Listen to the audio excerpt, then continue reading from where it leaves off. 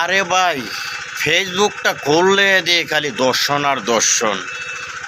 আরে বাংলাদেশে কি বিচার আছে নাকি? এরকম বিচারটা করতো, দর্শনের বিচার, কোনো মামলা না, কোনো কিছু ছাড়া ডাইরেক্ট পুলিশ প্রশাসনে ডাইরেক্ট গুল্লি করতো, ডাইরেক্ট ওপেনে রাস্তার ভিতরে।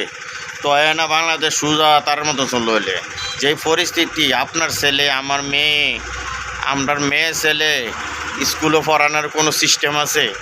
বুড়ারাও দর্শন করে, জুয়ানরাও দর্শন করে।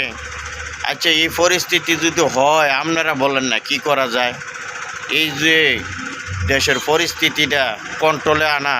আর কিছু কিছু মানুষ দেখি আপনার ওই যে মেয়েটা যে মারা গেছে, বাবা ছেলে আর বাবা যে আপনার দর্শন করছে, এটা নিয়ে শুধু আপনার ফেসবুকে মানুষে খালি ভিডিও কইরা খালি টাকা ইনকাম করানোর লেগে। আরে সবাই যদি 10 টাকা করেও দিত, বাংলাদেশের মানুষ 20 কোটি মানুষ 20 কোটি দিয়ে উঠলে মেয়েটারে বুঝে বাঁচাইতে পারলো নিলে বাংলাদেশে। হ্যাঁ, খালি সবাই খালি ওই যে পুলিশ প্রশাসন, তারপরে সাংবাদিক, আমার মতন যারা আছে তারা এই ভিডিও কইরা কইরা খালি ভাইরাল করানোর লাগে, খালি টাকা ইনকাম করানোর লাগে। আরে মেয়ে, আপনারও তো সন্তান আছে, আপনারও তো একটা মেয়ে আছে, আপনারও তো একটা ছেলে আছে।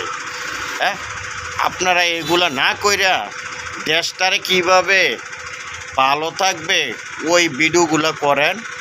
টাকা ইনকাম করার দরকার নাই। 1 মিনিটের জন্য বাংলাদেশে পৃথিবীর ভিতরে মানুষ 1 মিনিটের জন্য আসছে, 1 সেকেন্ডের জন্য। কেউ 70, কেউ 100, কেউ 150, কেউ 50, কেউ 10। এই মুহূর্তে মানুষ মারা যেতে পারে। আমিও বলি জানি, আমিও মারা যেতে পারি। টাকাটা কী করবেন? কোটি কোটি টাকা মানুষের হয়েছে, কিন্তু চোখ কাটলে দুনিয়াটা শেষ। কি এর লেগা? আপনারা প্রতিবাদ করেন। এই যে আপনার সন্তান আছে, আমার সন্তান আছে, একটা যে কোনো মানুষে দর্শন করতে পারে, ওইটার পরিকল্পনা নেন। কি করেন আপনারা ভাই? আমি তো বুঝলাম না কোনো কিছু। ভালো থাকবেন আপনারা। ওকে, আসসালামু আলাইকুম।